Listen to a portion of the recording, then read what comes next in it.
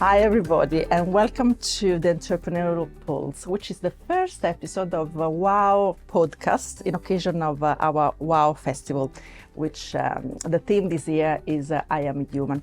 So I'm very, very excited to have for the launch of our podcast in occasion of International Women's Day, the first appointment with 4 women, special to me, because also for my personal professional growth path. We are going to talk about generational unity.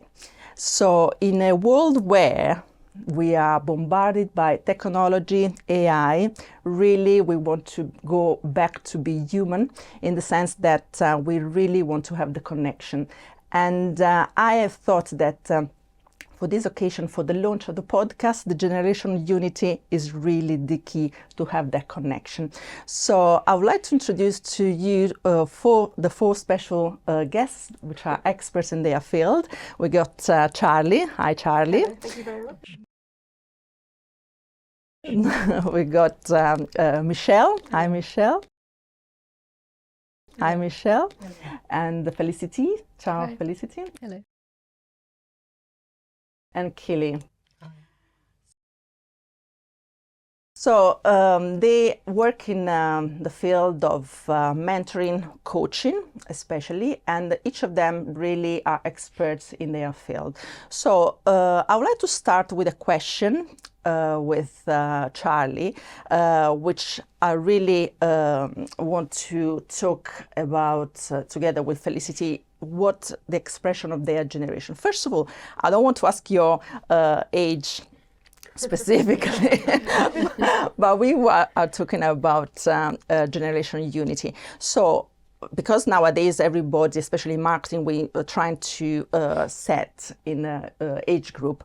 But in my opinion, sometimes it's good to have, in terms of helping us to categorize, in terms of positioning someone else offering in order to target the market. Sure. But I think there is a sense of unity within the generation because they are living a specific time of their lives that make them different. So it's not generation because they fall in a decade specifically, but just because they are living in a different world. So for your age group then, what do you think, what is making you feeling human, in the sense that you are not really focusing on something that is making you not stand out and feeling a sort of difficulty to express yourself for your age group? What is really what makes you concerned in terms of growth as an individual, as a human?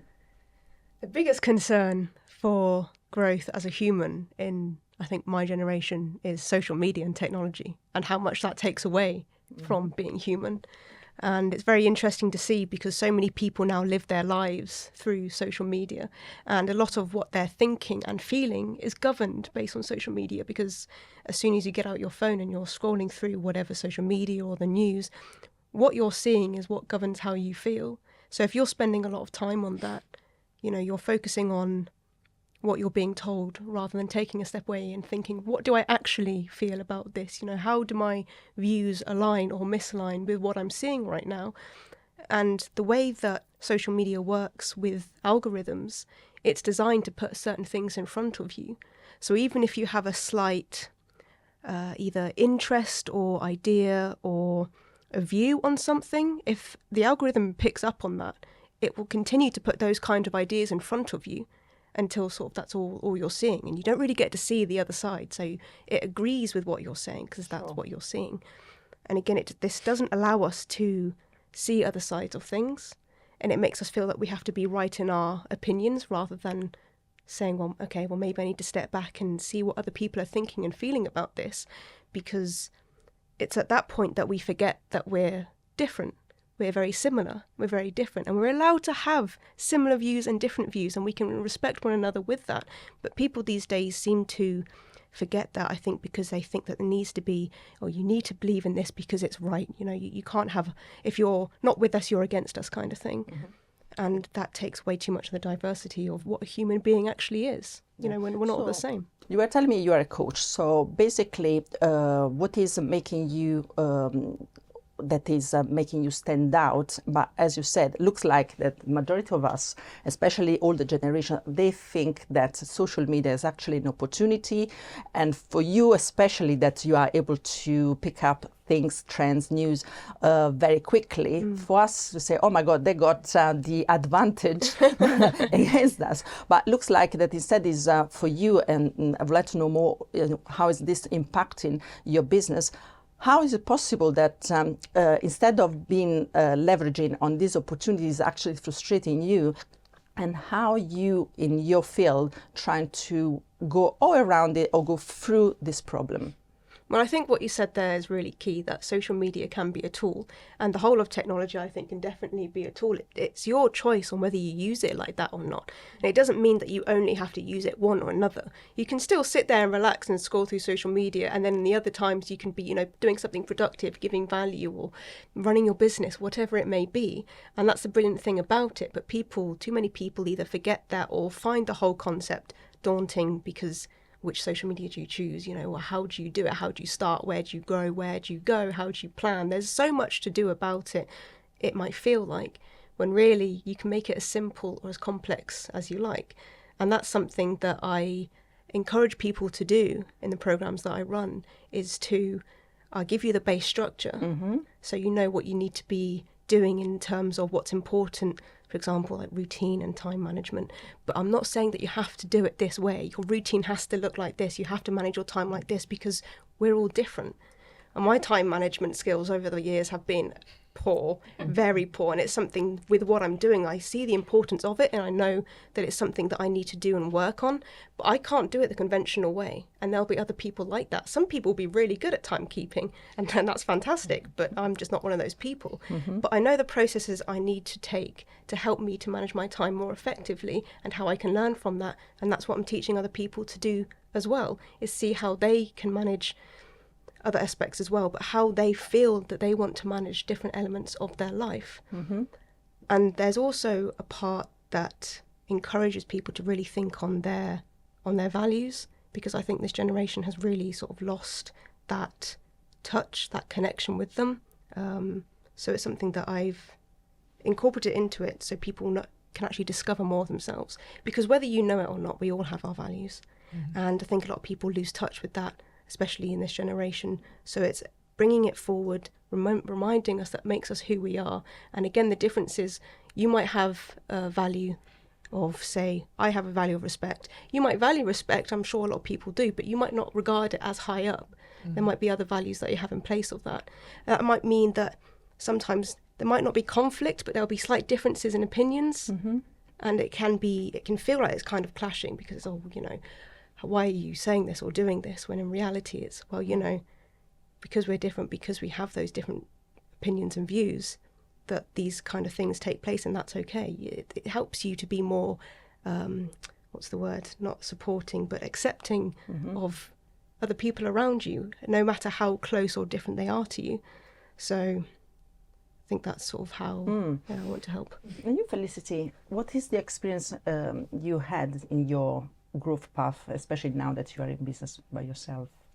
My general experience? In terms of what is the approach with social media, having this human side that if is constrained in the way, or you are able to express through social media, or the way you're doing, how you're doing it? I think there's a big challenge. I don't think it's so easy for anybody to express themselves the way that they want to express themselves freely through social media. I think social media forces people to kind of put on a filter, and it forces people to portray themselves in a very specific way.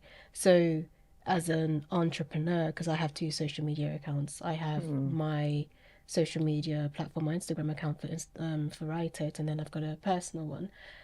You will see 2 completely different sides of me. In order to be taken seriously in the world of business, I have to carry myself a certain way. I have to behave a certain way. I have to put out certain types of posts. Sometimes that can have an impact on how I carry myself in my personal life when I choose to post on my personal Instagram. It then means that I'm not able to just say and act and behave in the way that I want to act and behave. Now, when it comes to whether or not it's constraining, I think it really depends on goals, objectives, values, morals, and things like that. So it's almost touching on what Charlie's just said. I don't necessarily think it's constraining because I carry a certain standard of values and morals, and that helps kind of guide me, on my journey through the world of business and in life in general.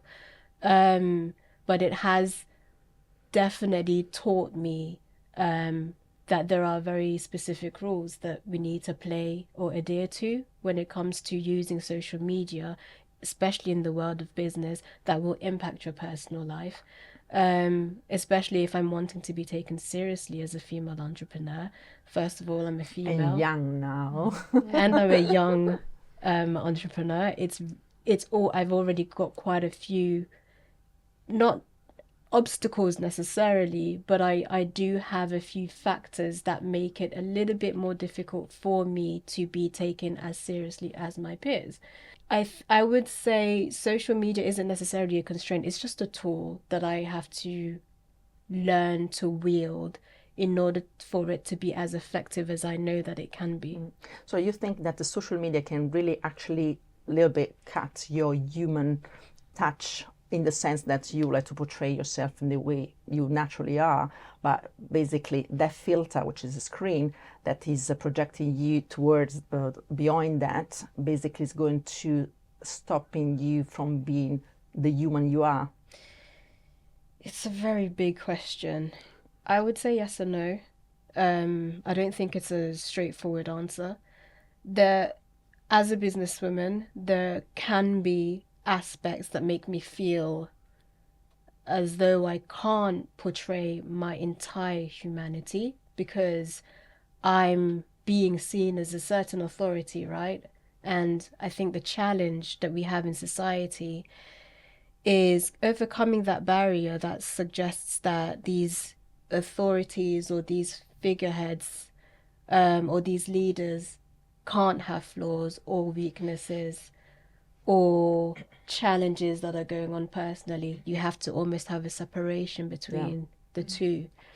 The great thing is that now we're starting to see a real attack on that sort of belief or idea, or ideology rather.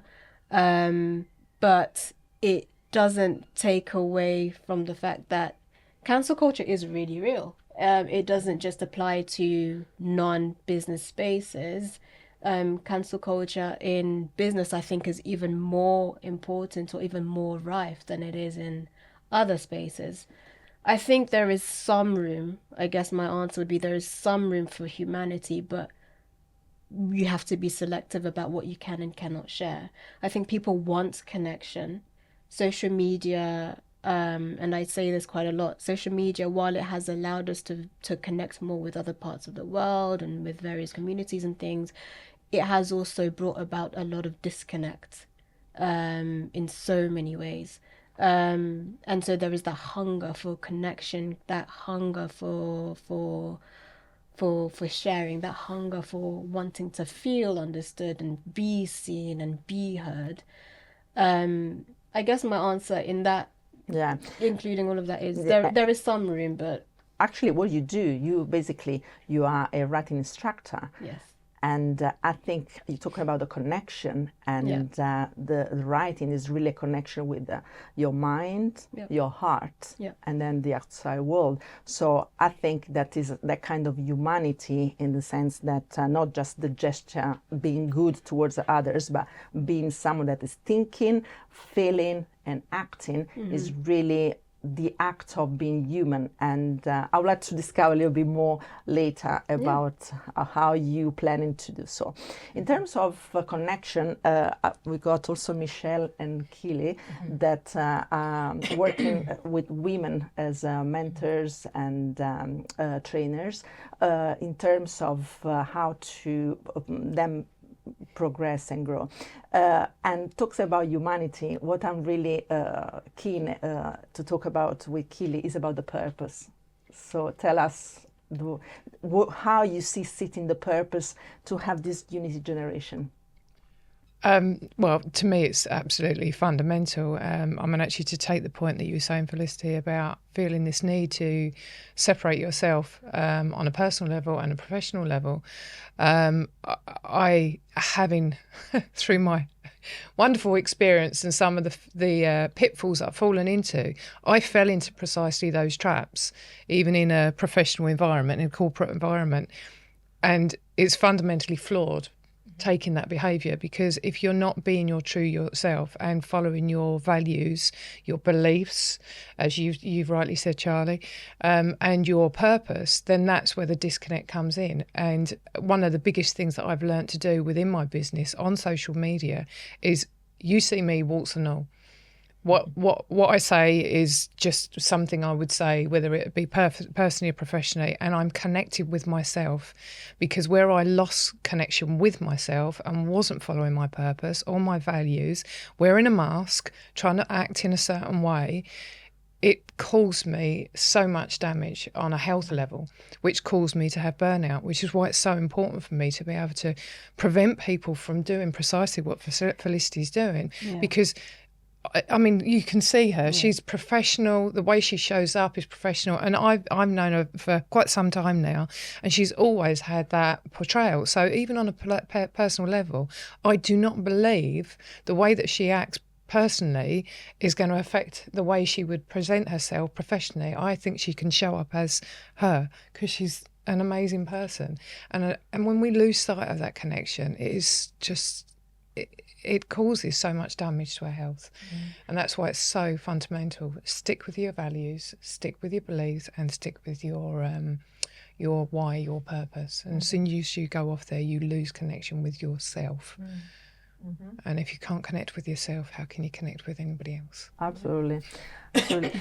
Michelle, in this respect then, how you see, with your experience with the women in business, how do you see, because as Kelly is saying, Felicity is coming across as very professional and everything, but maybe there is much more in her to show up. How can she break through, basically, be herself as still professional? Because I think younger generation, especially inspired by women which are, already in business, and they are inspired by them. They say, oh my God, that is the model. And the model is a box sometimes, and they are not able to get through that. So how would you see helping women to break free? Yeah, well, looking at, from my experience, as Kelia said as well, going back to experience, I realized something, and there's something that I always say, is that the moment that you stop living your true self, the moment that you start living for other people, you have died. You have died, right? Because I believe everybody was created in their own unique way, and I don't believe it's right that we try to fit ourselves into a mold because, that person gets 1 million views or 1,000 likes, so I need to adapt that person's way of thinking or their personality or how they act, because somebody else is out there waiting to connect with the real you. You've just robbed them of that by not connecting with that individual, because all that everybody's seen, especially the younger ones today, is this perfect life, right? And I've always said, I don't want to have a mentor that's perfect or has a perfect life, because that then tells me, if you've not gone through anything, what is it that you're going to show me when I'm going through something, right? So I don't want this perfect picture. And I believe a perfect picture is dependent on the individual. It's like somebody saying to you, I want to be rich. There's so many different definitions to riches based on each individual. And so somebody's life, it's perfect. Okay, in what manner? Because it might be perfect on Instagram. It might be perfect on Facebook.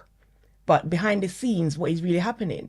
And so for me, anyone that knows me, anyone that comes into contact with me, right, knows that I believe in authenticity. I keep it 100% real. Because if you're somebody that you're interested in working with me, and I'm going to have to portray myself as somebody else in order for you to work with me, then I'm not the right person for you. Yeah. Right? I'm not the right person for you. So I need to show up real. So I will go on social media in a bonnet. I will go on social media sitting in my car. I will go on this because that's me. And there was once upon a time when I wasn't that way. And I realized that I didn't enjoy that life because I was living the life for someone else. I was living the life to show up as someone else. And I think by me doing that, I'm literally saying, God, I'm not happy with how you created me. I'm not happy with who I am as an individual. And so that doesn't open the scope of truly recognizing the depth of who you are, because there's deeper levels to us. And I think every time we go for a different situation, we go for a different level of recognizing who we are, whether it be the challenges, the difficult things. We see another avenue of ourselves and we look and like, I didn't know I could go through that and still be standing. But if you go through that trying to be somebody else, you don't get to truly recognize your strengths or the areas that I need to develop, or the areas that actually, wow, I'm actually really good at this. This is a gift, because you're so busy trying to be somebody else. So I've kind of put that in the bin. And I tell my clients to do the same. Put it in the bin, because that is going to kill your personality. It's going to kill your identity of who you are. So that's one of the first things that I normally say to them. And I love perspective shifts. I love doing perspective shifts, because at times, let's say you've done something on social media and somebody has something negative to say about it. For me, the perspective shift is, the problem is not about me. The problem is about you. It's about your baggage that you're carrying and you want to put it on me. But I'm sorry, you're going to have to deal with that. So I really love speaking to my clients about doing perspective shifts, because it's so important. You go out on the street, you know, think about it. We do go out on the street, somebody has a road rage and tell you you're blind in this, you're ugly, you're this, whatever. They've gone on their merry way. You've gone on your way, still carrying what they said to you, and it's damaged your whole day. Well, my perspective shift is, it's possible they're having a bad day. Doesn't mean that my one has to be bad. So I'm not going to take it on board. And I love talking about this, so I'm going to shut up in a minute. But I remember getting a vision the other day, and it's so profound, and I'm holding on to it. And this vision or this image that I got was, let's say as a child, you were in an empty room. So this room was completely empty, and you're the only individual, you're the only person there, you're the only item within that room. And let's think about it maybe from the age of 5, right? And from that age of 5, everybody came, knocked the door, somebody came, knocked the door, left the bag there, right? Say you experience 5 of that per day. Somebody comes, knock the door, leaves the bag there. You open the door, you pick the bag up and you put it inside. And think about doing that from the age of 5 until your age now. Oh my God. Think about exactly. Oh my God. Think about the room. You're lost. Nothing in there belongs to you, right? Everything else was, you opened the door, you picked up the bag that wasn't even yours, and you brought it into your space. And that's what we tend to do in life. And so why not open the door, see the bag, recognize that it's not yours, and leave it there and shut the door and keep your space. This is fantastic. Yeah, absolutely. And otherwise you're cluttering something that's not belonging to you neither. Unless it's yours. You say, okay, it's mine, but it's not even yours. And Charlie, what is really, because at your age and having a new business, a vision, opportunity, what is really exciting you? What is scaring you in terms of the hopes that you think that you can, making you to glow, or what are the things that is really scaring you, makes your days darker? And what do you think which are the women around you that you are inspired by, and you can see how to navigate I think the things that, it's like Michelle said, with authenticity, that's something that, because my content is based on discovering who you are and the bits about you and how you work. So it's helping you be more authentic to yourself. Because it's one thing, if you're pretending on social media, you're also pretending to yourself. If you're pretending anyway, you're pretending to yourself and saying to yourself, I'm not me, I'm this person. I loved what you said, like, that you're not, if you're doing that, you're not happy with who you are. And I think that's definitely such a powerful line. And I start by looking at myself. Am I being authentic? Am I doing the things that I'm teaching? Am I being who I need to be and who I want to be? Because the main part is how I got into this is I was going through something that meant that I wasn't being who I was, and I didn't know how to find out what I wanted. I didn't know my purpose. I didn't know my why, and I didn't know how to find that out. So I started with myself and being like, okay, what things do I enjoy doing? What am I doing right now that's holding me back? And I just started limiting the things, or the distractions, the things that were holding me back, the things that didn't really serve me. And very slowly I started to find who I was. And then very quickly I found who I was. And when I say very quickly, this process took a couple of weeks to a month. My life turned around like that. And the thing is when you're going through something, when you're unsure of who you are, if you've been unsure for days, months, years, decades, no matter how long, you feel like it's going to take a very long time to get out of where you are, to find who you are. And it really doesn't, because you do know who you are, because when you feel it, that's because you're aligned. And that's all it takes is, I'm doing this and I feel really good. Bingo. I'm doing this. I'm really not sure about this. Not because it's a scary thing, but I don't like how it sits with me. Then you go, you've got the answer again. Stop doing that, or do less of that, or, it helps shift your perspective. As Michelle said, shifting that is very important. And that's what excites me, is because it's not going to be like, right, okay, I need to help these people for a good year or two or whatever until they start.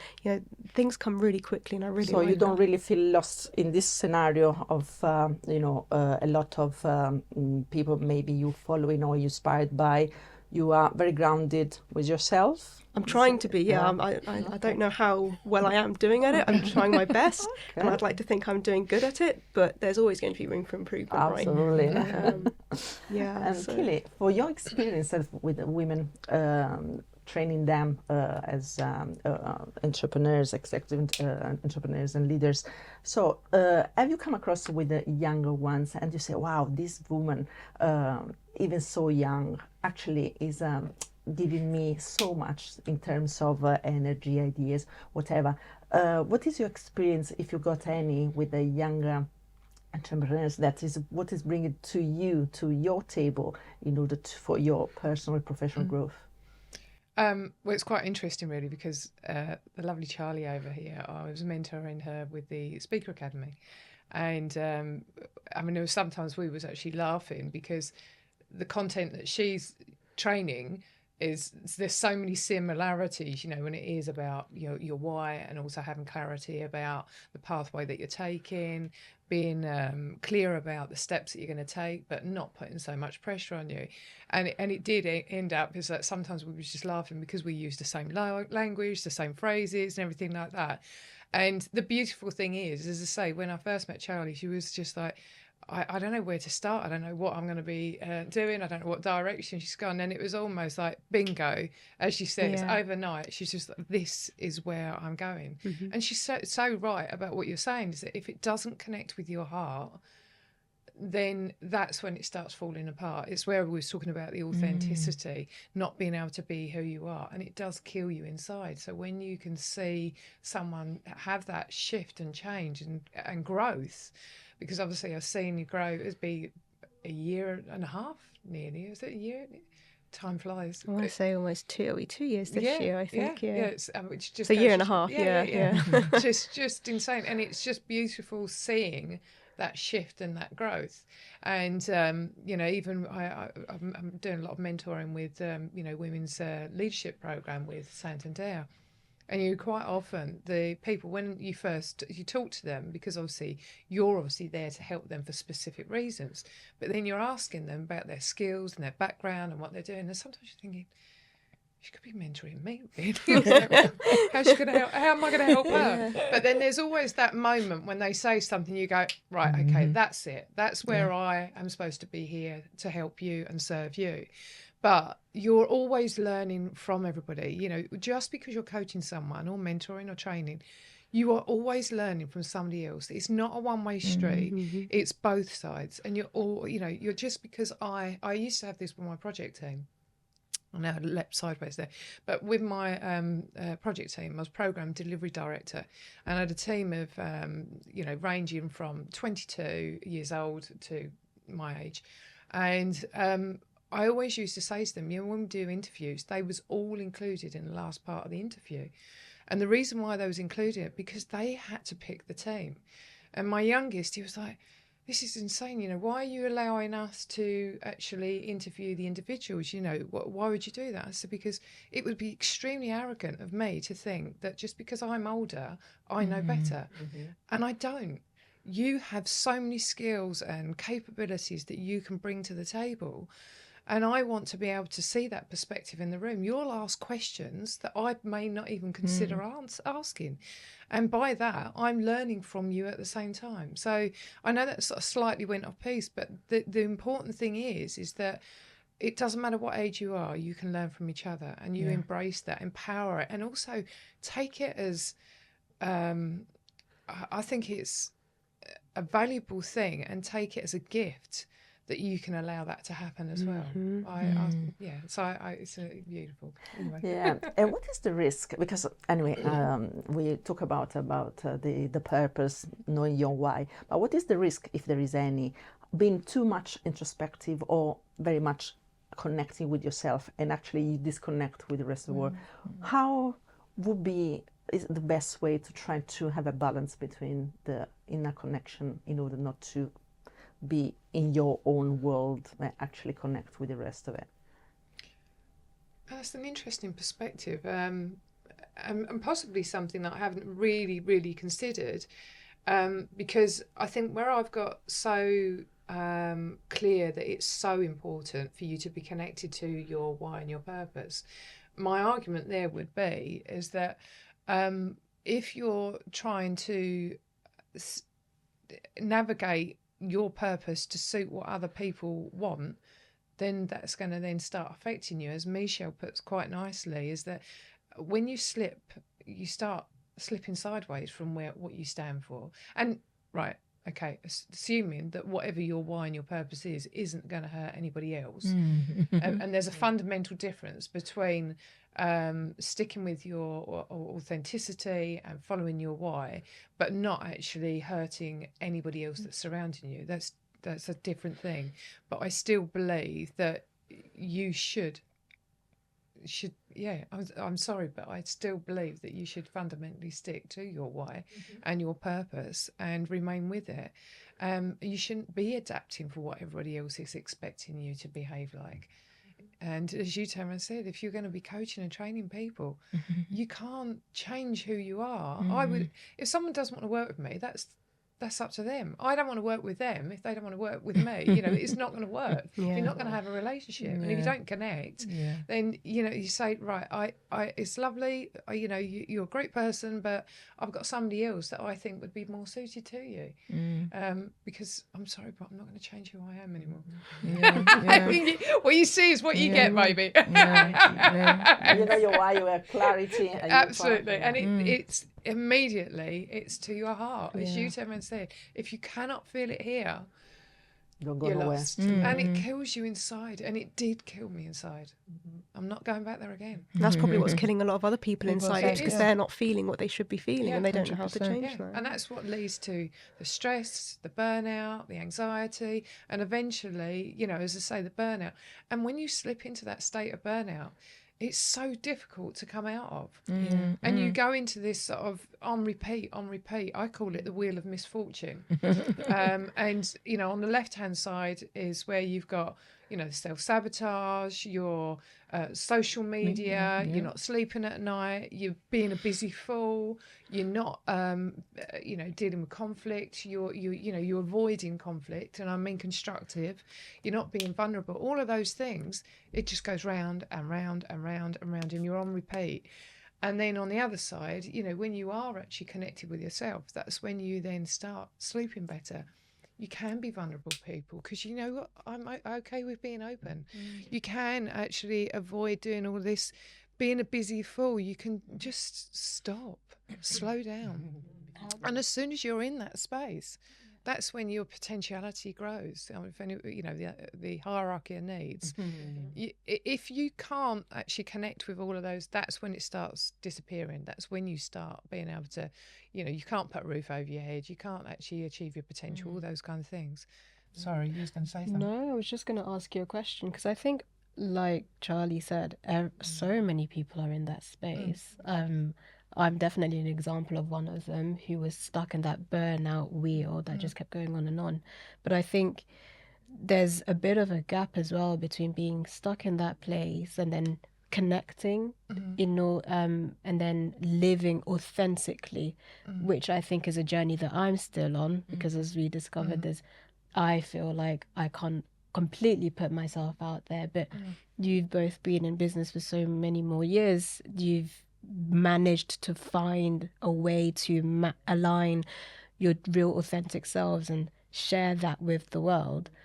But for someone like me who has had to essentially undergo a massive transformation, where I'm coming out of corporate, working by those constraints, where really you've got a massive ceiling on your head, to then going into entrepreneurship and trying to and establishing a business and then trying to grow that business, where I have to live in my authenticity in order to connect with people and attract the right people. I don't think many people know what they need to do, what the actual steps are in order to get to that point where they are free enough to live authentically and connect. So yeah, and I agree with you. I mean, I was in that corporate world for over 23 years, and let's be clear, it was only in 2020 that I actually was made redundant from the organisation, which I actually designed, I might add. So, and then I had to put my entire team at risk. So I'd lost my identity overnight, which I thought was what I actually loved doing, but it turns out it wasn't. And it was only through my own journey of recovery from sort of burnout. I mean, I mentally and physically shut down. And when I went through that stage, I went on my own journey of recovery, which is obviously what I now teach my clients. So it's only been in this sort of 2 to 3 years fully immersed in the training and coaching that I've, been able to I'm on this constant recovery, so to speak. I practice what I teach every day. And the important thing is, the first stage for me was obviously that rediscovering what my why was. Once I found out what that was, it was then also trying to understand what was driving my patterns of behaviour to leave me in that space in the first place, which was the wonderful people pleaser, wearing the mask. And, once you've discovered that, you can then start asking yourself questions. Well, okay, then, why was a people pleaser? And once I discovered that, fear of confrontation. Why was I having that fear of confrontation? So it's all of those, it's a step-by-step process. So it is that, first of all, I had to understand, what was driving the stress. So, that's why the first stage is understanding what was driving stress. Then re-injecting some vitality in you, so you're actually you can't drink from an empty cup, can you? I mean, and we do that. We're so busy putting a mask on everybody, not a mask, and I mean an oxygen mask on everybody else and not ourselves. And because of that, we end up so flaming tired, and it's just stop saying yes to everybody else, putting those boundaries up. And it's okay to put those boundaries up, and we don't do that enough. And that's where it then taps into your inner work, because the more you work on yourself, the more you can go, right, okay, I'm connecting with my why, and I'm staying with it, because you start believing yourself, because you get that inner voice saying, I'm not enough. And you are enough. We're all enough. We're our own unique human self. Being human being, not a human doing. Can I just say something in regards to what you were saying, Felicity, about that gap? Because what it is especially when you're transitioning from a career to a business, it throws so many questions in the waterwork. Can I really do this? Do I have the capacity? And so it brings a doubt. You had this comfortability, get the word out, of the job, and now, okay, I'm having to go out in that scary world. And that is natural, that is normal for every single individual. And one of the things that I always say is a challenge will always show up, but it's how you deal with that challenge, the steps that you take within that challenge, that is what finalizes it all. So I'm not here saying like, I got to this space overnight. I don't look at it as perfection. is progression, right? Because the moment that we start looking at it as it needs to be this way. I remember the first time ever that I was going to do a Facebook Live. That took me so long. And my coach at the time said to me, if you don't do it such and such a date, our sessions are over. Right. And I've already paid my money and I'm not losing my money. Right. And so sometimes you get pushed to that edge, that place of being at that edge before you realize I'm going to have to jump. I'm going to have to either jump or I'm going to lose everything. And it's being able to do that jump without being put at the edge, if that makes sense. Because I think that's what we do. We leave ourselves till we're at the edge. Right. And then the intention has to be very high. And then we're like, okay, we have no choice. We have to jump. Sometimes it's good to jump, even when you do have various different options, because you won't really recognize what works and what doesn't work. And so we come back to that gap because, okay, we've left the career and that we're wanting to do all of these things. And I think the challenge for a lot of young people, which I guess it was in our day, but it's even more now, because you see the perfect businesswoman on social media. You see the perfect entrepreneur. And the gap is you don't see many people coming out and saying, listen, this is the real deal here, right? I left my job to start a business, but then it didn't work and I had to go back to a job to fund a new business. You don't get people coming, you get people go, become a millionaire in 90 days or become, this person within this period of time. And you think that you have to fit that box and that mold. And so that's where so many more questions come. Can I really do it? Because that person did it in 60 days. I'm 6 months in. Exactly. Right? I'm 6 months in. So you start knocking yourself and you start thinking that I'm not doing it right, or it's not. But what's wrong with me? What's wrong with me? If they did it. Exactly. We can have the same destination, but go different routes to get to that destination. And I think that's what a lot of young people need to get the understanding of, and need to adapt and realize that that person's life is not mine. You may get up and you may see Beyonce's daughter doing her thing. She has her dad and her mom with a pocket loaded of money. She just has to get up and say, I wanna be a dancer, and they wheel that money out. So how are you going to get up and compare yourself to that individual when you have to go out and work to make the money to put towards your business? So you're second guessing. Do I buy this software or do I buy that one because it's cheaper? Do I get this mentor? You have to go for all of that motions. And so it's about really recognizing that it's a bespoke society. We're not all the same. And that's what I always look at with my clients. I don't say, because this client did it in this time, that you have to do it in that time. You live in different life. This client may have 2 children. The other may not, right? So it's really recognizing and creating your own scale of finish line, your own progression to perfection. Because if not, you'll be running somebody else's race. And can I just hold a thought there? It's not perfection. Yeah, it's always going to not. be imperfect for perfection. We are just a work of art in the making, and that won't happen until you're the day you die. Sorry, the fact is. And I mean, the biggest thing I said to my client, because she used to do exactly, she'd see all these millionaires. I said, stop comparing yourself to everybody else. Yeah. The only person you can compare yourself to is yourself.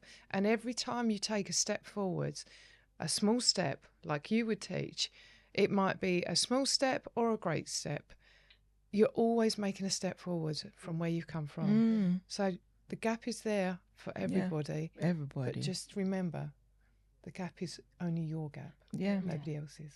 Every day I say I'm a building under construction. Yeah. I'm a building under construction. I'm a building construction. Yeah, I'm a building under construction. And they're like, okay, when is the roof going to go on? The roof is not going on yet. We're still building. It's going to be like they're in Greece where they never have a roof. They'll never have a roof. It's still building. You pay tax then. There may be sometimes you have to take out one brick, put another layer of cement, because that is, the wall that you built is falling. It's not the end of the world. Exactly. Just doing an extension. So just that's what we have to just do. Look at ourselves as building on a construction. And I think that when a lot of young people tap more into that, because a lot of them, they're not looking at the older individuals, because they're like, you don't know about what's going on in today's life. Like my daughter is 23 this year, and she used that line so many times. I'll say something to her and she's like, oh, Mum, you don't understand. And give it a few weeks, give it a few months, and she come back, she's like, Mum, you were right. And I'm like, I knew, but I needed you to go out there and experience it and come to the realization you're on your own, because they seem to think that we became our age overnight. We didn't. We didn't. We walked some rough roads. It may be different, but we picked up some things along the way that if they tap into it, yes, even though it's a different type of world, some of that will help them to be grounded. And I think that is what is really missing, that connection with the younger generation and the older generation. And the thing is, if they're looking for a mentor, the first thing they want to go and look for a mentor that's their own age, because that person is out there as well. But you just don't know. You might need an older mentor that will help you to really formulate some avenues that will really make you stand grounded. Because it's not about just creating a business, it's about creating a sustainable business. You know, that one that will help you to also be able to have your sustainability of life. It's important. Now, what is very interesting to me is the fact that I think the younger generation, they have all these tools and they know exactly what they want or what they are going for. Our generation instead is more trying. We were trying in the sense that you go out, like you say, you don't even, put the shoes on, you go and you find a way. But what I'm pleased to see and hear from younger generation instead, it looks like they have a clearer idea. But when I took you to, one-to-one with women like Felicity and Charlie, actually I see the urge to have clarity.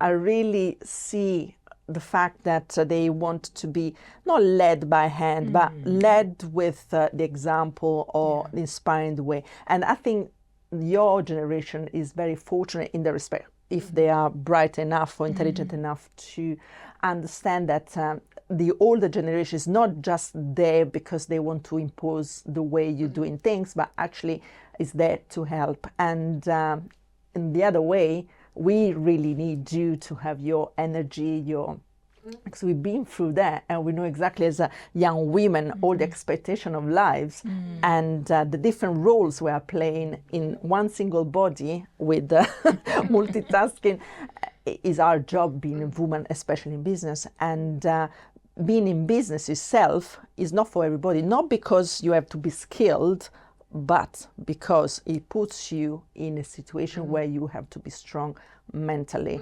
And as Kelly is telling me before, is also be healthy, but healthy in the body, in the mind, and it's really a challenge. But I want to go back to your the passion we were talking about before, the purpose, when you align with the purpose. How did you find that? Because I think, as I was saying, for older women, it's very I took a long time to understand my purpose. I was trying to fit into what others were expecting from me. And creativity, this and that. But in the end, I want to create my own path. So my questions to you, because it looks like you are already in business, and congrats on that. I took a long time to be in business. So how did you find your purpose or your passion that you are now working on in order to help others with your business? It's interesting because it's only recently that I heard someone online somewhere say, you usually know your passion or your purpose based on whatever it is you're doing. You find it so simple, right? And you usually question why nobody else is doing that.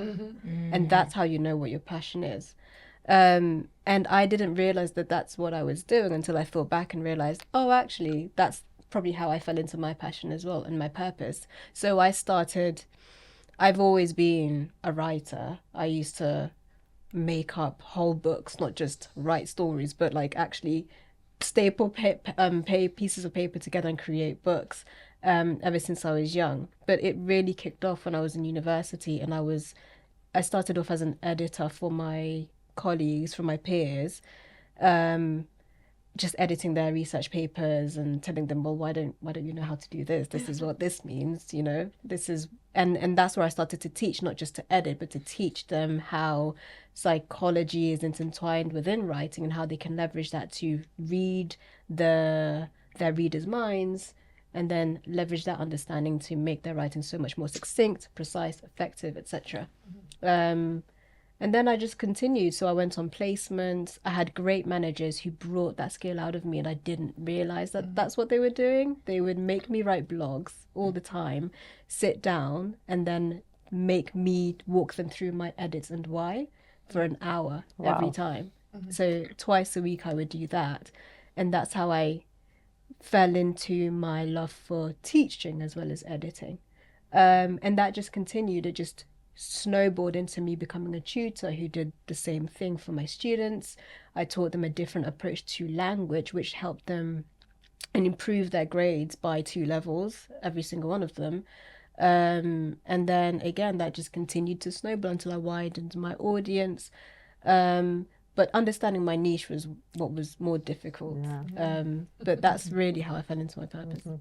Okay, so I'll let you wrap up with the last questions, talking about, anyway, I had a chat with you before about how you came across with your business. Actually, fun enough, looks like you started your business during COVID, and that human element for them was really hard. So now that you are working by yourself, my understanding is also that you are very angry about having the hunger to work with women and so on. How do you see for your generation is the collaboration element within women? We had a different experience ourselves for sure, and so I'd like to understand what is instead, if you, because you've been working and you are working by yourself most of the times, how do you see the collaboration as between women at work, and how basically is going to be helping you, in your opinion, to grow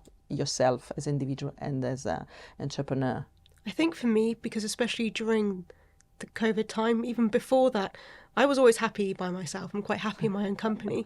So when the pandemic came, I wasn't so terrified. I was quite like, yes, I get to be by myself. Good morning. Exactly, and that's what I did. I definitely locked myself away. And I didn't mind that until it got so far that all my communications were online.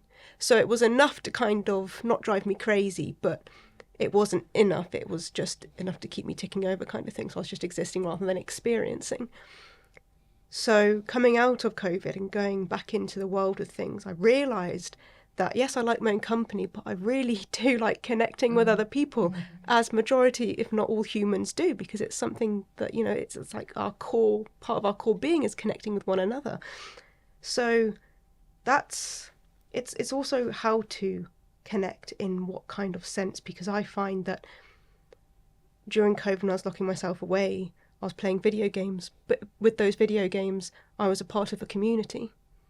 So there's an element of that in it, and I live in the village that I grew up in, and that's a very communal place.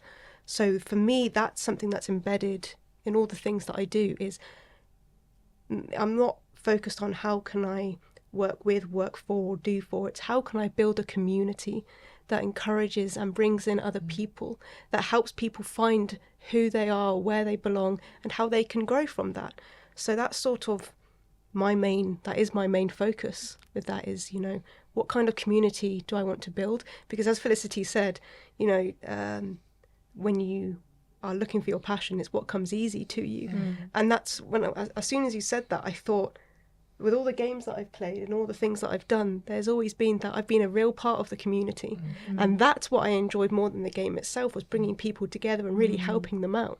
And that sort of did tick a lot of boxes for me. So that's how I'm focusing on bringing things, especially working with women together, is being like, okay, well, how do you want to fit into something? How do you see yourself being a part of this? You know, are you working with, are you directing, are you leading? What do you want your role to be? Because you can do and be anything, but again, you already kind of have that role because it's inside you, and you'll know that again when you have that feeling of you start doing it and it's like, okay, this is who I'm supposed to be. And you can do that brilliantly in a communal place because it's much more relaxed because you're working with people that you want to be with, and I think that's just really powerful. Beautiful, beautiful. And Michelle, what is the weight of collaboration in your business and your life with other women, for example? Yeah. Collaboration, I believe, is very, very important. As you said, in our days, we did that a lot, like a lot compared to now. I don't think the younger generation do it enough. And it's almost like there's so much competition, so they can't see the benefit of actually collaborating, because everybody wants to be on the top. But being able to collaborate and realize that, you know what, if we lift each other, right? So for me, I've always, when I started out, one of my first events was called Women Be, and it's about women being women. And so various amount of speakers and just women coming out and putting up stalls of their different businesses and just really showcasing a community of women. So that has always been something that's very, very important to me. And just like Charlie said about building that community of women supporting women. And pre-COVID, I think it was dynamic. It was very powerful.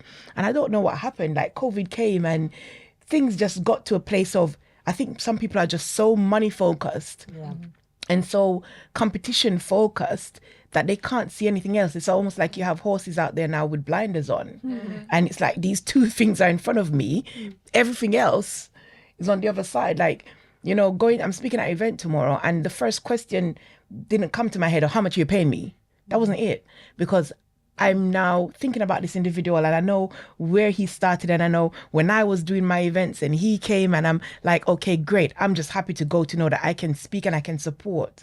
Now, you try that with one of these young entrepreneurs. Like they'll be telling you, you don't know my self-worth. I know my self-worth. But collaboration doesn't mean that if you're going to collaborate, you're going to help somebody, that you don't know your self-worth. That's not what it is, you know? So for me, collaboration is very, very important. It's an integral part of what I am creating now, in regards to women and women supporting each other. Because one of the things that I recognize that, and I don't believe has changed over the years, is the loneliness of being an entrepreneur. Of being in business. You know, you have people that they don't have family members or other people around them that are thinking the way that they're thinking or on this journey of business. And so when you go to the events, it's all beautiful and it's nice because the camaraderie is there and the beauty is there. But when you go back in through that door, it's called home. You are on your own, right? So that for me, and because I experienced that, it's so important for me to build a community for women that they know that, okay, great, I have a problem, I can ask someone. And I'm not on this journey on my own. So collaboration is very important, and I believe it helps to grow business. Joint ventures. This is a collaboration, and we're getting to hear and learn from each other. So for me, it's crucial. And what is your view on collaboration? So are you already working on this path, or you're just starting, so you don't know how it's going to be collaboration part of your, I would say, values maybe for your business? For me personally, it's extremely important. But I've seen the benefits of collaboration in multiple areas. So I do still have a full-time job as well as my business. And I've seen, so in my full-time job, I'm a bid manager. And in order to succeed in that particular industry, we have had to partner with other companies. It has seemed to be the only thing that's allowed us to move forward. And in my own business, I think there's also an element of sometimes feeling a little bit lost in business, especially like Michelle said, you are doing this by yourself.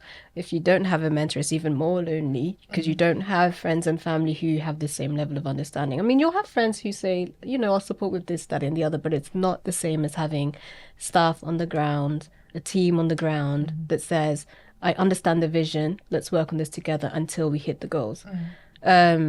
So collaboration for me is just as crucial in business, in my business, as it is in any other area of my life, because I know that together you move faster and more stronger.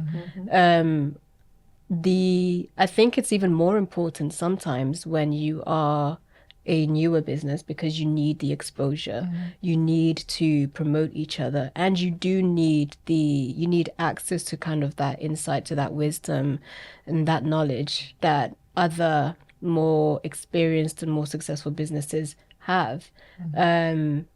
So yeah, that's pretty a very strong stand on collaboration. No, but what you said is right, because that's exactly what Keely did for me when I first started out. Is I kind of had like the base idea and a core of things, but I had no idea how to put it together. I didn't know how to either package it or set it out and put the steps into actual bits. Yeah. And although I had the knowledge, it was Keely that helped me really bring it together and give me the ideas needed. Yeah. So, and that's only between two people. And if you can have that kind of power, what can you do with a group, right? Or even bigger. Yeah. It's really thank you so much, Keely. Thank you. So great.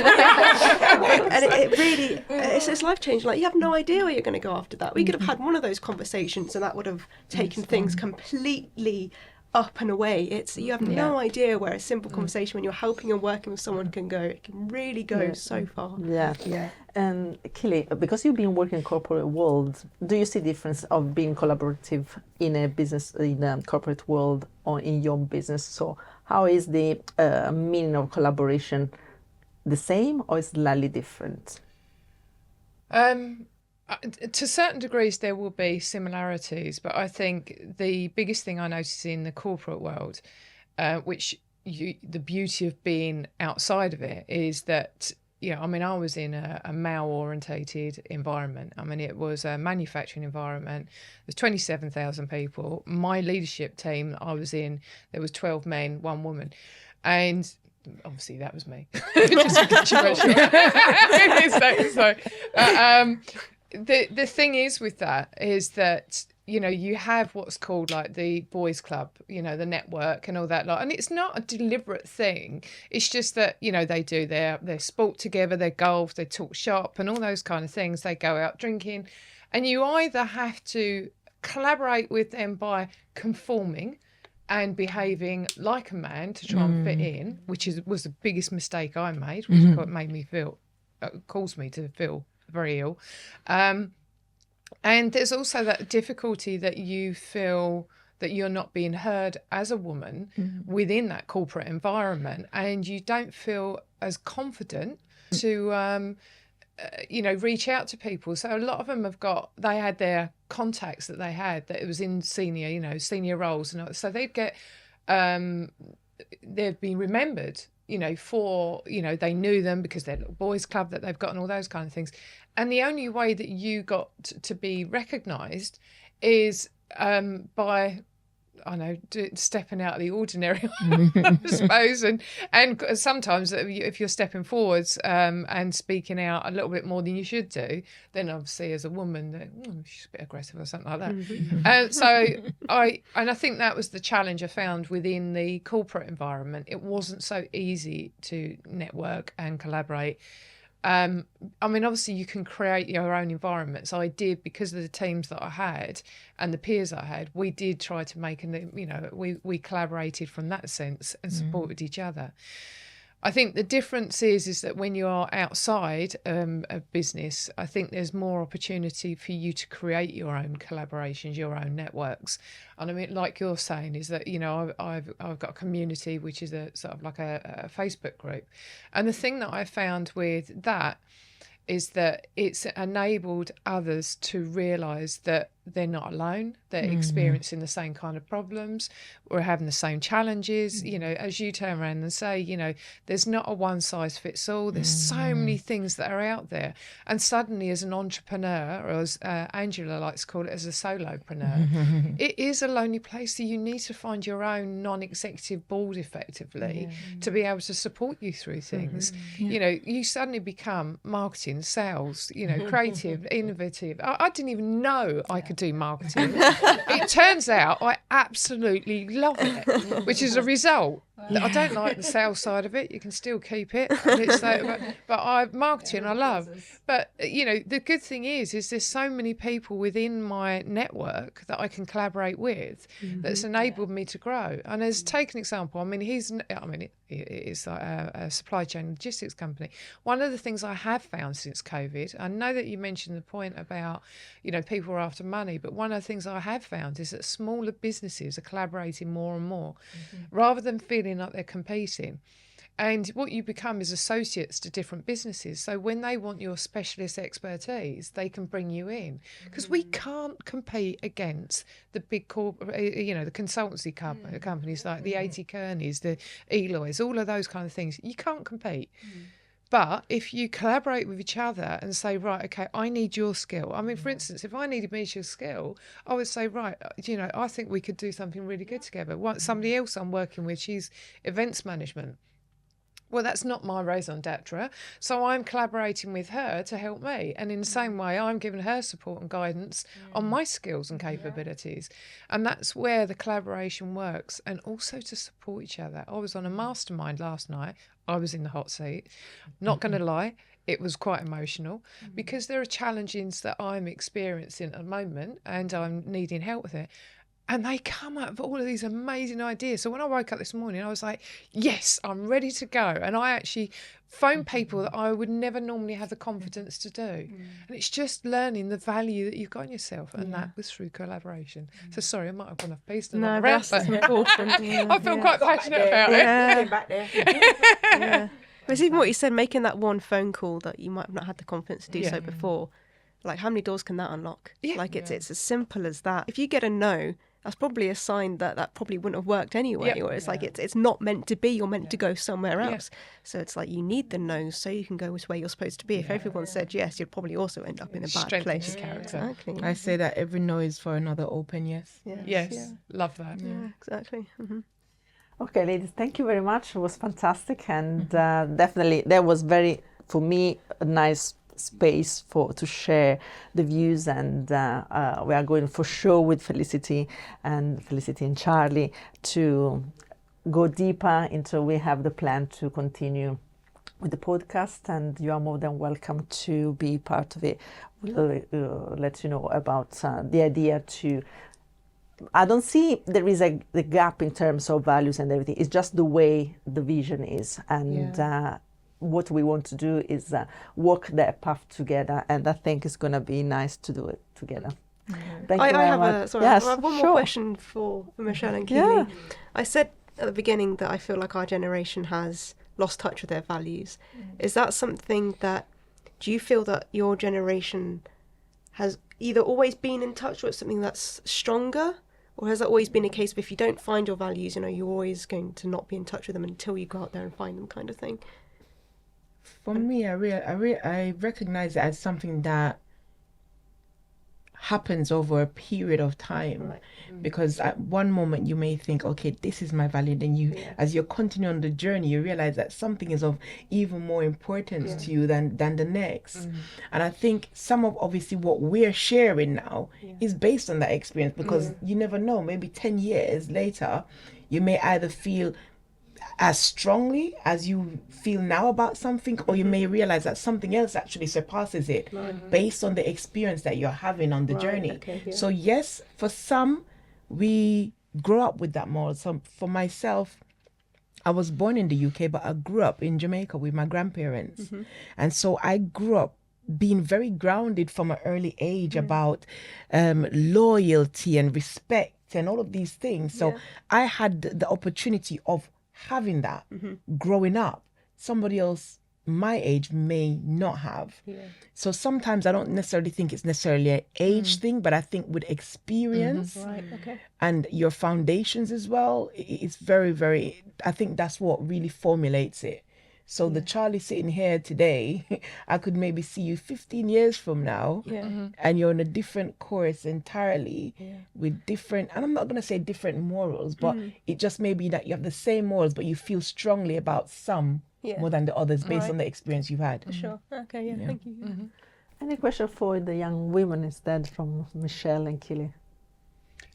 My put to you, as the youngest here, sorry, Charlie. So, I would say, what advice would you give to us as adults, older adults, is what I meant. Speak for yourself. Yeah. Yeah. Well, I'm even more older than you. It's like, I think I'm the oldest one in this room, actually. So That's good. what advice would you give to us on how we can maybe navigate business in a much better way? How you can navigate business in a better way. Yeah. That's really interesting. I would say one of the things that I've been sitting here thinking about, and it probably ties back into the very first question you actually asked at the beginning, Mariana, about remaining human-centered, remaining authentic, and remaining connected and aligned to your purpose. I guess they're all kind of intertwined. And I suppose the key things that come up to me are community and building a community. Leveraging that aspect of collaboration in order to strengthen the business community, particularly within amongst female entrepreneurs. And I think that's something that's one of your key focuses anyways. And I think that's something that we all try to do, and that's what we're trying to do through this podcast. But I would say essentially just continuing along that journey, because there are so many questions that have been answered for me today that have actually unlocked certain fears that I didn't even realize that I had within business as a female entrepreneur, that you've now given me answers to. You've given me really practical steps to get from point A to point B and to continue to grow as a business leader. And I would say one thing you could continue to do, which you're already doing, is just continue to build up your community, but also look out specifically for new up-and-coming entrepreneurs who may not quite know that they need help. And I think that's the tricky bit, not being able to recognize who needs help, which is all of us, and how to approach them in a way that will make them more likely to accept it, and kind of pouring into them your words of wisdom and experience, because you guys, we don't really want to be out here wasting time making the same mistakes that everyone else has made. But yeah, I think because I know that I've learned a lot today myself, so yeah, if I can benefit just from this one miniature conversation, if you guys took on your own kind of community, I think they'd benefit so much. Thank you. No worries. Anything else? Any more questions? No? Okay. Thank you, everybody. Thank you, Keely. Thank you, Felicity. Thank you. And Charlie and Michelle. See you next time. See you next Thank time. you. Bye. Bye. Bye.